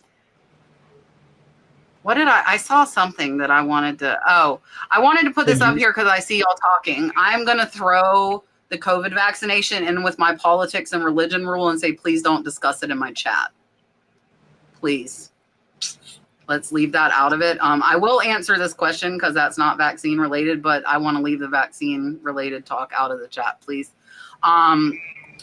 This is not my first time having COVID. But this is a new strain, so it's Nimbus. And the reason I know is because my employee had it and got tested and the doctor told her the strain, and I'm pretty sure that's where I got it. And it's not it doesn't have the chest congestion. It's headache, sore throat, which I didn't really get the sore throat. And that's it. And exhaustion. I could sleep all day. So that's mainly what it is. I was frontline through COVID in 2020 when it started. I was one-on-one with patients in the hospital. I didn't quit until 22, which is kind of when it started winding down. And I never caught COVID. Even though I was I was very close with them. It was funny. I used to I would strip my clothes off in the laundry room and run through the house naked. It was very comedic at that time. Because I had a baby. Dalton was only 2 then. He was a baby. I didn't want him getting sick. Here's the ironic thing, though. I quit my job as a nurse where I was working with all these COVID people all the time. My 4-year-old goes to preschool, right? The first week, he comes home with COVID, and I get it. Oh. Ta-da! I don't get it as a nurse, but then the little walking petri dish goes to school. Yes. Brings it home. And that's the hard part because like Dalton's never been to daycare. He didn't pick up all those germs that the kids at daycare get. So like forewarning, if you have a child that does not go to daycare and then they start school, the first year he missed more days than he was there because he was sick with everything. Now in second grade though, that boy he hasn't gotten this from us. And so now he has the immunity built up, but before he did not. All right. Kathleen wants to know, does anybody have any tips for taking photos with an iPhone? She's tried all kinds of settings, backgrounds, and light, and still can't get a color match. I'm going to pass on that one because I am probably not the greatest picture taker. The only thing I would say is I think color match is just difficult with the iPhone, and it's going to really be like your lighting, I feel. And I feel like probably some of the best pictures, which it's not easy for people in certain places, but natural lighting outside tends to be the best way to get the best colors. Meg, what do you think? Well, yeah, I mean, I run into that with blues and purples and reds in particular. Red. I take all my pictures inside. So one thing I've tried to do is if I'm using this, then I'll cover it and then be ready to take it and then take my hand off and take the picture right away. And it seems like the lens doesn't have as much time to like adjust or, you know, make it more of a, just make the color less accurate. So that is definitely not scientific in any way, but I have found that if you don't give the thinking eyeball on the back of the phone time to focus, not that it's out of focus, I just mean the color aspect of it. So I've tried that. It can work sometimes. Yeah, sometimes an iPhone will make it more saturated than what it is or faded compared to one photo to the second photo. So I try to get the best photos I can. But if I'm color deficient, so colors to me may not be the best, but I try to explain in my description saying the second photo is what looks closest to me as the colors compared to, say, the third photo. So again, just be honest, mention it, so that way it doesn't come back to you. And it teaches people too to be more mindful on what they're buying and not just a photo and a title. So that way they're just aware of making a good experience for themselves and also for us resellers. Yeah, and we use an iPhone, but I don't like iPhone. I'm an Android user. But we found like if you lay something black or white beside it, we found that will almost color correct it sometimes too. So we have like white or black. Sometimes that will color correct it. But I agree, like the outside light, if it's something that's really important, it does. It's hard because even let's say you think you have it right, and on your phone and on your monitor, it looks the correct color. That's not to say it is on theirs, you know? So when people ask me specific color questions, I tell them that like, I am representing the color as close as I can, but different people's monitors are going to display that color different, and just let them know that. All right, let's do Little Dalton on the beach. Here you go.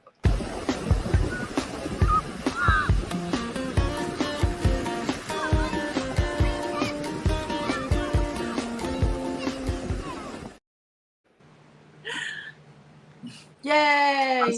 Hopefully he's asleep. He hasn't messaged me. Brooke was home tonight. I was like, please do not give me 3 weeks in a row of Dalton yelling at me because I'm not in the house. Please be home. I'm going to have to like hire a Tuesday night nanny to sit in the house just so somebody's in the house with him. Like not in the room. He just wants somebody in the house. And the shed is like 20 feet away from the house. So it doesn't count. Does not count. All right. Todd said, thanks, Susan. This is why we YouTube. What? Oh, let's do the pillow fight. I'm doing the old school ones. These are like when they were little. Here you go.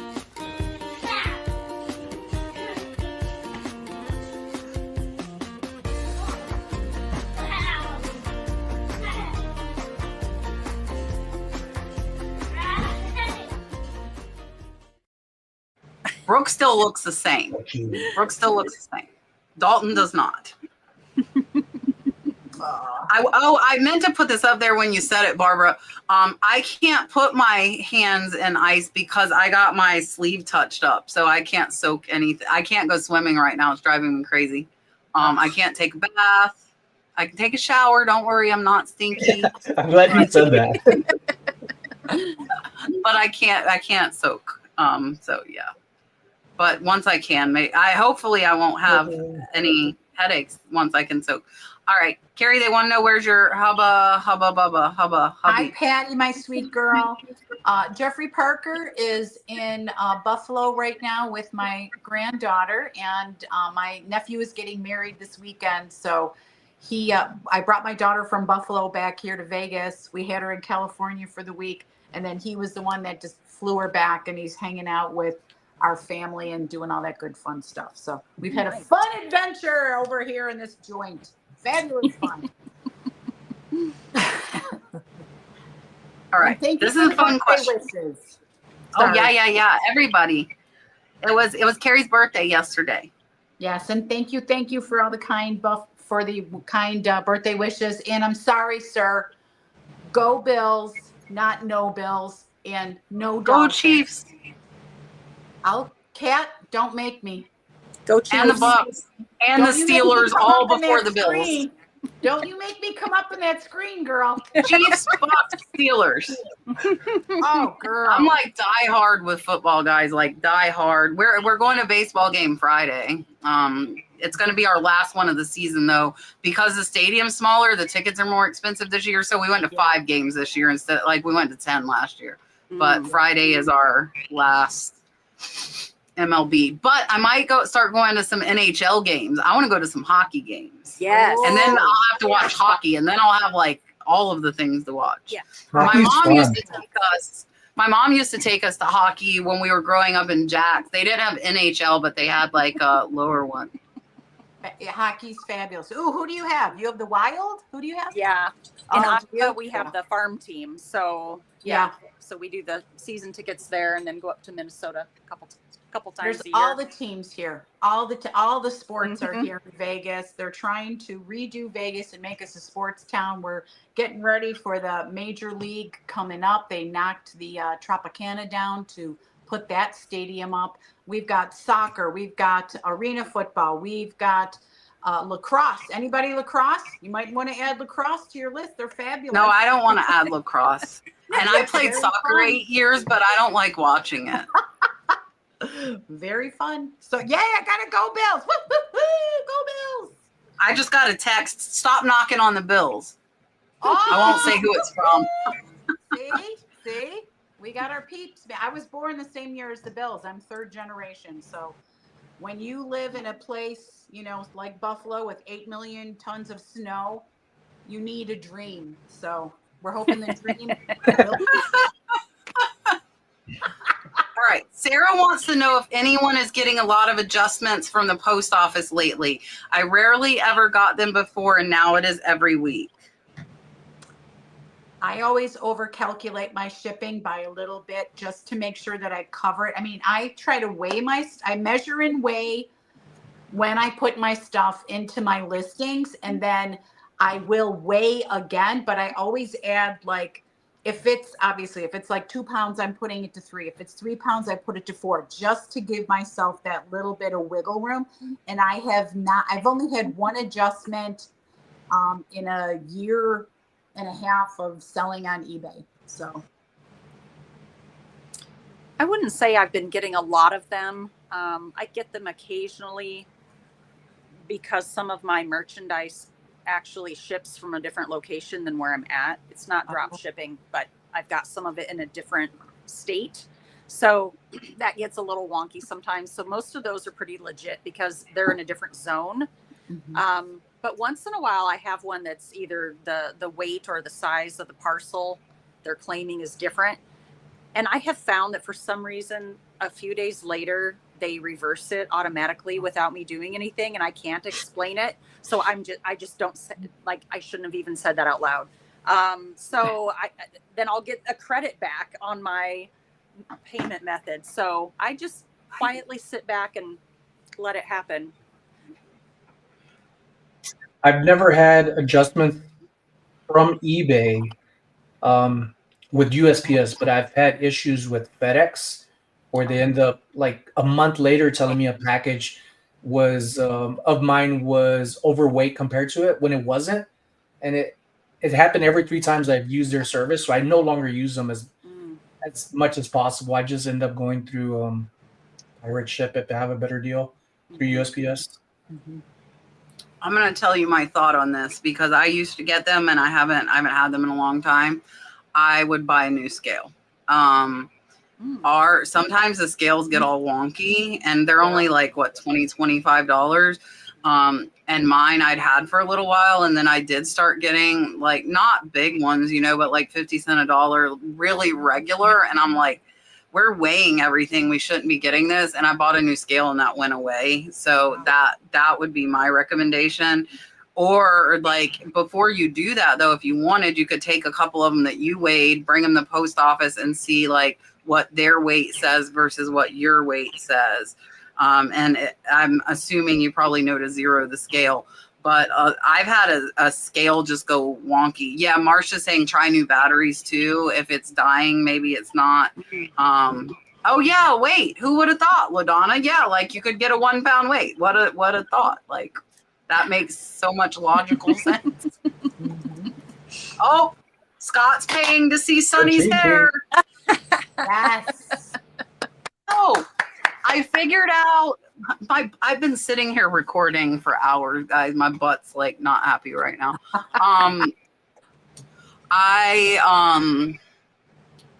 Now I totally forgot. I don't remember. Your butt was hurting. Yeah, but it didn't have to do with hours. my butt. It was something before that. I don't know. Yeah. Something about Scott. Okay. Scott came. I don't remember. Scott came to see Sonny's hair. So here's Sonny's hair. Oh, I remember. Alt. My eBay notifications were off. We had this question last week. So I was like, I'm not getting my cha-ching sound. Scott's name is what reminded me of that. And so turn it on, and I do cute little themes. Like I have a mermaid theme. I'll show you guys. I do cute little themes. Like see my mermaid dancing? Yeah. And it replaces all the sounds though for the app. So I actually went into the eBay app and changed it back to the cha-ching sound, and now I have cha-ching again. So yeah. All right. Here's Sonny's hair that you came for. The only reason Scott came was to see this.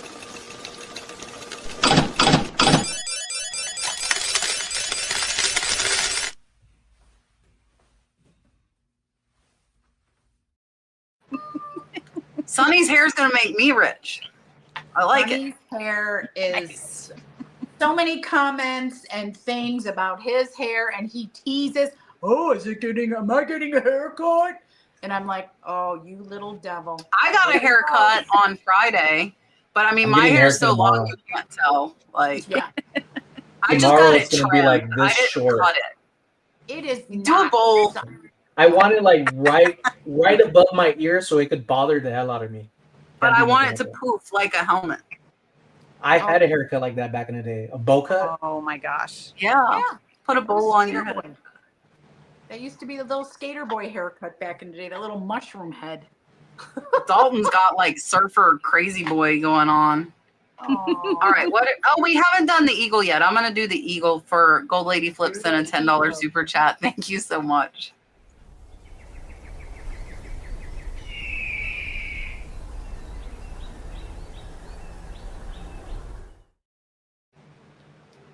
All right. I always forget the eagle because he's not like a sea animal, but he's there. So we'll use him.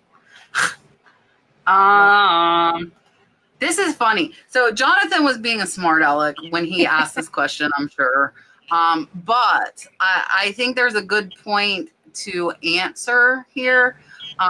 Because he's saying, how long can I expect to be wealthy after my first flip?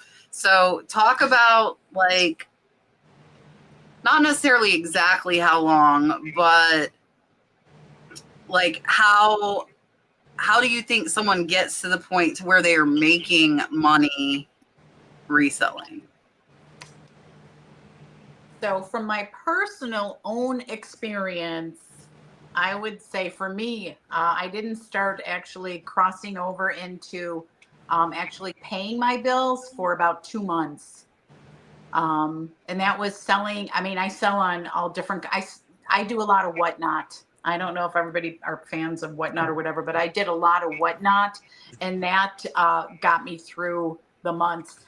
And then the eBay was like supplemental besides selling on Facebook. And again, I sell in Facebook groups, not on the marketplace, in very specific groups, because there's very specific groups for vintage clothing, Y2K clothing, vintage jewelry, blah, blah, blah. So I was actually doing really well in Facebook selling all of that stuff. So for me, it took a few months to get to where I was comfortable, not wealthy, but comfortable. So I don't have the answer for wealthy. I have the answer for I can pay my bills.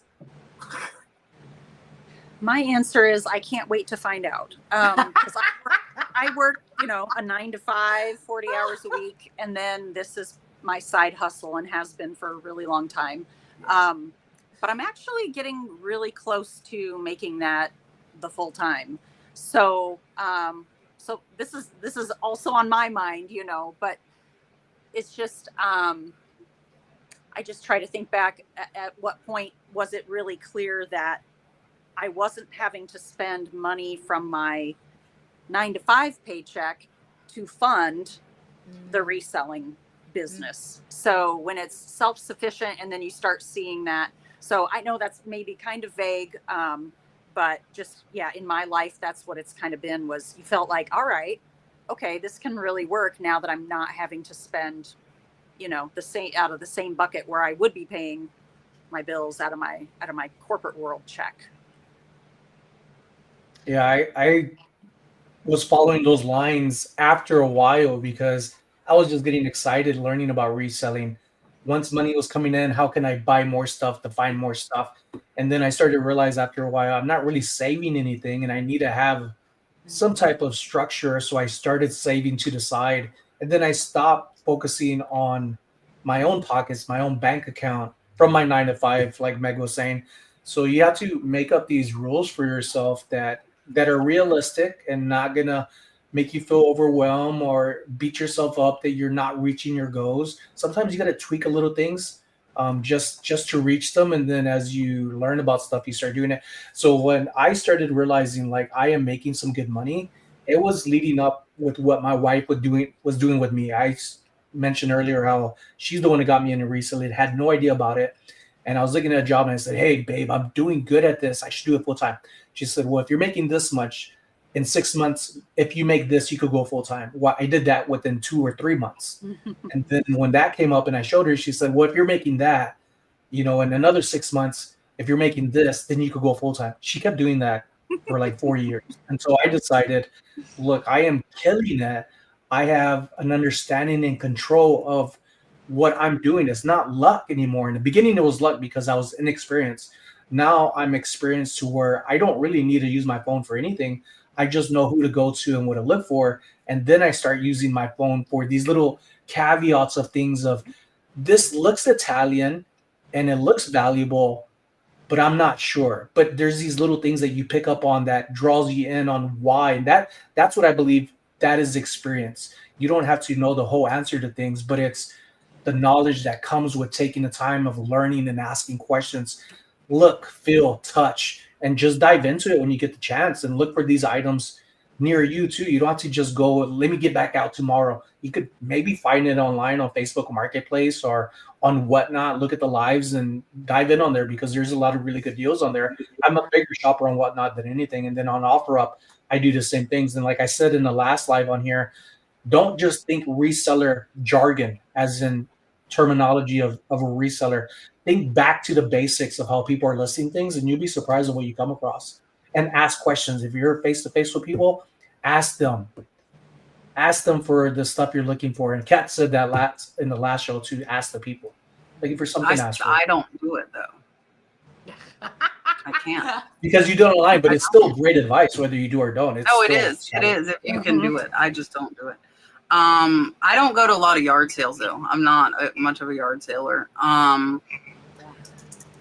I don't know. I'll let you know if I ever figure it out. I think a lot of people don't really look at like the bottom line. Like you see like what you're selling, but you don't think about you have to buy shipping supplies. You have to pay to ship the items. You have to buy more items.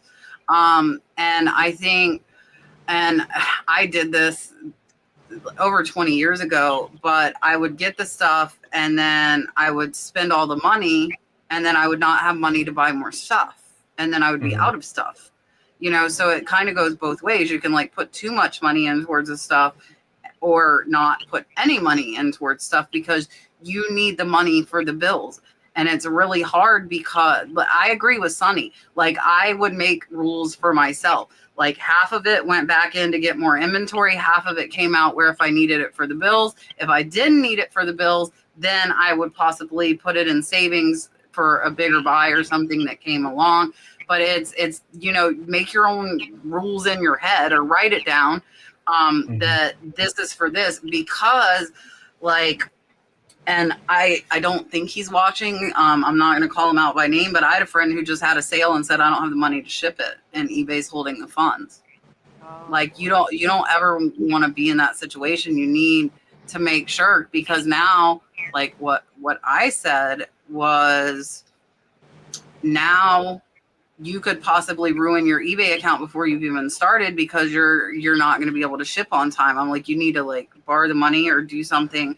But you can't, like, you need to remember when you first start that you might not get those funds, which means you do need that cash to ship that out of your pocket, and if you don't have anything, that's not an easy thing, but it's something that you really need to contemplate. And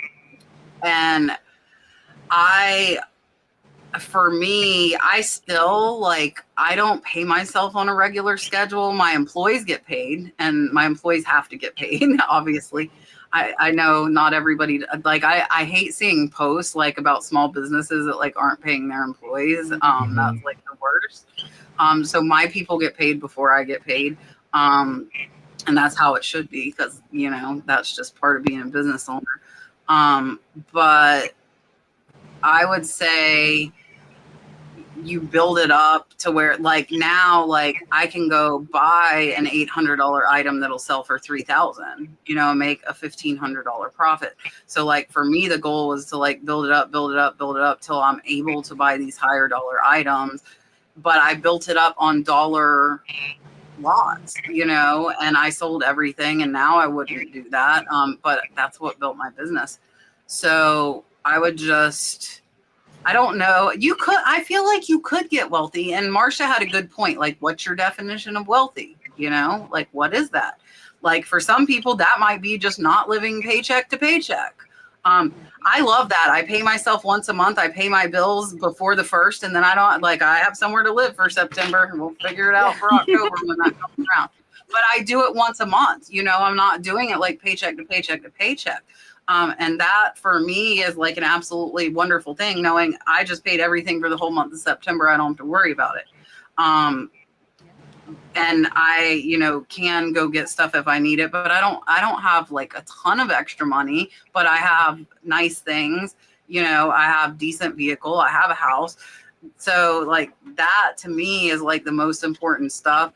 Could you get rich? I feel like the whole spend more, make more. Yeah. If you started doing only high dollar designer purses or high dollar artwork or jewelry, and we're talking you're paying thousands to make thousands, but you're going to have a really big bankroll to get there, and that's the thing. Yeah. Wealthy to me is someone earning a living, being self-employed. You can't be that. I've been full-time coming up on 4 years, which is so crazy. And I haven't ended up under a bridge in a box yet. So we're in the Tent Father River. I know. I'd be fishing. I don't even like fish. I need to find somewhere that had shrimp and lobster. I couldn't even That's my wife. I'm more like hot dogs and hamburgers. But wealthy to me now, the definition changed when I first started reselling just to get by to supplement what I wasn't making, waiting for a job. But now it's just having that control and not feeling desperate. And lost to where I have to ask for help. I don't like asking for help compared to when I was a kid. It's like an immaturity thing. And now that I've adulted, like I hate the feeling of I can't do something, but I know if I want something now, I have the knowledge to say, I'm going to sit down, I'm going to focus for a week, I'm going to make several $1,000s, and I'm going to get what I want, and before I had none of this, to where I had no idea how to even go about reselling until I did, because I started just diving in and asking people and being part of lives like right here, and countless of other people. And for those who have been on YouTube following, say, just Kat, you've probably seen people come in and out. They'll be here for, say, a year or two, and all of a sudden they disappear and they're resellers because somewhere along the way they either found a different path or they couldn't just keep up with finding more inventory. And I always praise people, Some whether it's people on do it camera as a or not. hobby and then they don't want it anymore. Yeah, it's just they realize it's not for them. But I always tell people, even off camera, I bring up Kat, and I'm not kissing her butt at all. But I mentioned a lot of friends who I feel are successful, and Kat is one where she's like, I'm going to say, middle of nowhere. She doesn't have the things like Vegas has, and she's super successful. So you can't have these limitations in your own head that you can't do I something don't when you deal see well with somebody here doing it excuses. themselves. Like, I just gotta get that don't on my like chest. I love you. excuses. Like, there are like, go to the blind center in Vegas. There are people that are blind doing it. Tell me again that you can't do it. Right. You can And do with that, the blind people whatever are you fixing items. Yeah. And sorting items. And like, I think, and I'm very, very positive. I'm very optimistic, but I'm also a realist. So like, I'll say it how it is. I'm not going to like paint it all pretty when it's not. But if you think you can do something, or if you think you can't, you're right, is very, very true. Because you can either be sitting here whining to me about how nobody's buying your stuff and sales are slow and I hate eBay, or you can shut up and list. Mm-hmm. And like, my sales are up this week. We've done like 3,300, 3,400. And my friend's like, oh, well, maybe summer slowdown's over. I'm like, no, maybe I actually just started working. Like, I've been lazy all summer and not listing. And that's the truth. Like, I've been like doing 30 to 40 listings a day, even sick, because what else? I'm not going to go spread the COVID. I'm sitting on the couch watching football, listing. That's what I'm doing. And what? Oh, I list and I get sales. Ooh, what a concept. Like, no, so, and I mean, if stuff is not selling, then you need to look at what you have, and maybe you're not picking up the right stuff. Like, there is an explanation. Stuff is selling on eBay every single day. People are making thousands and thousands of dollars every single day. Stuff is selling. You just don't have that stuff. And like, so excuses for me is just like, I don't like to hear them, because that's exactly what it is. It's an excuse. And if you want to be successful in this, you will be. It might take a long time, but you can do it. And it's not, I think a lot of people also don't realize it's not hard work, but it is work, and it is a lot of work.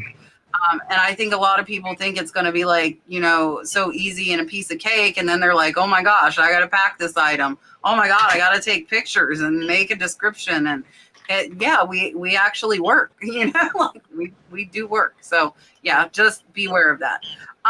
Where did it go? I wanted to put this up before I forget, because we are ending soon. I'll probably do one more question. Scott put it up, and I wanted to put this out kind of as an announcement. If you are a reseller in the Waco, Texas area, the annual Paul Powell's garage sale is coming up soon, and there's tons of great deals, and the proceeds go to the local no-kill shelter.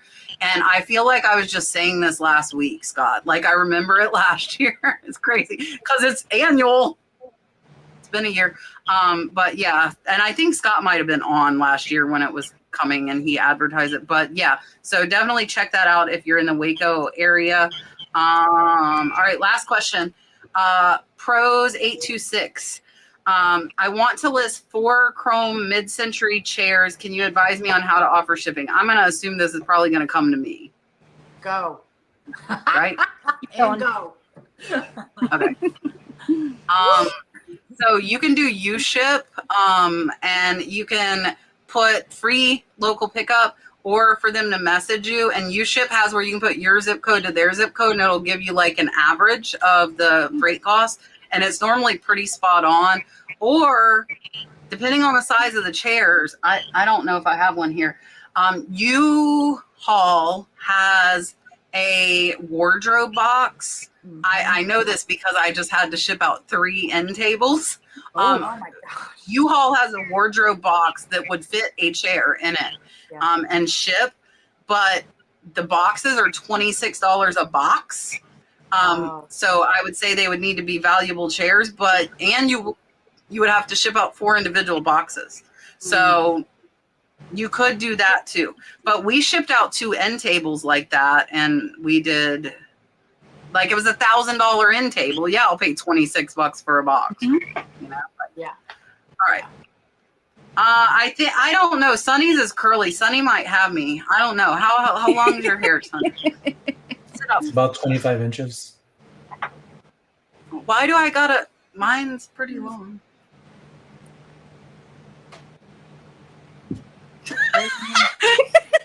Measure it from the screen to the end. Like, mine's longer than the screen that we're on. Mine is not quite at my butt, but I can grab it. It's right. Mine's like literally 4 above inches crap. above my butt.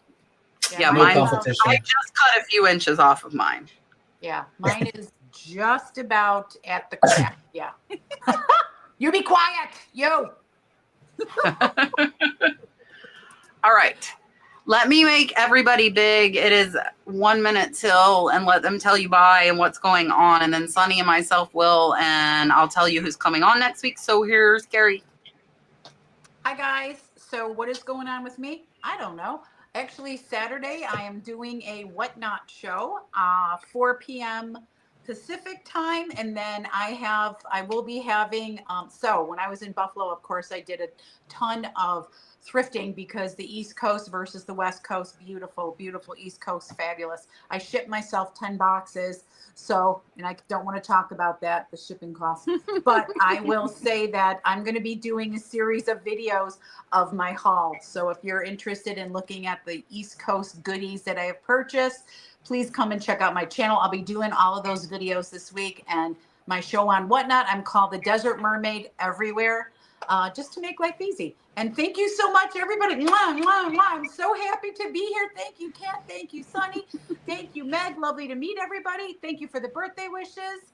And Meg. All right, here she is. It's weird that I'm that way because I thought I was that way.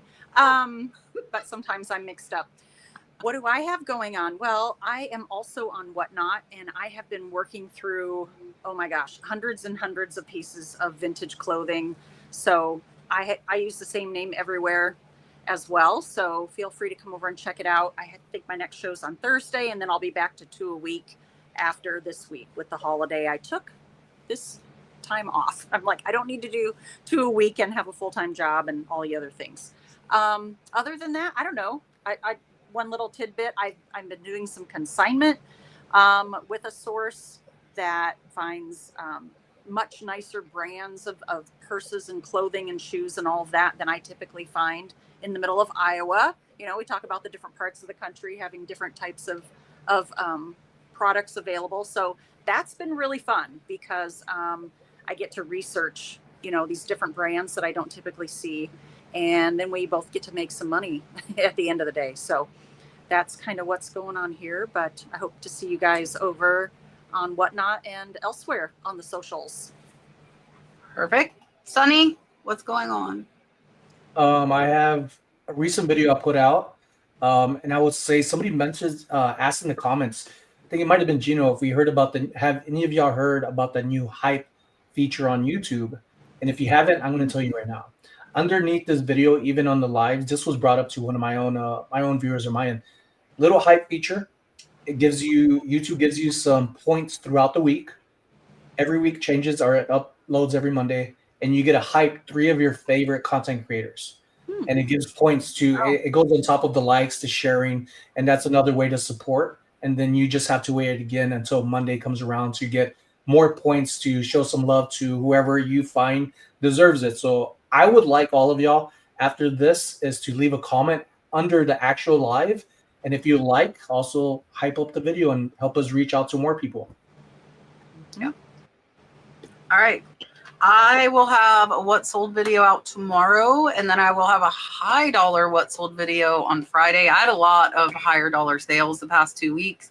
And then I think I'm going to do scarves for my research video this Sunday, I think is what I have decided. I was going to ask you guys, but I think maybe next Tuesday I'll ask you guys because I forgot and now it's too late. Unless you want to really fast type in research video ideas really, really fast. I'm super excited for next week. Two of my good friends, I know them both in person.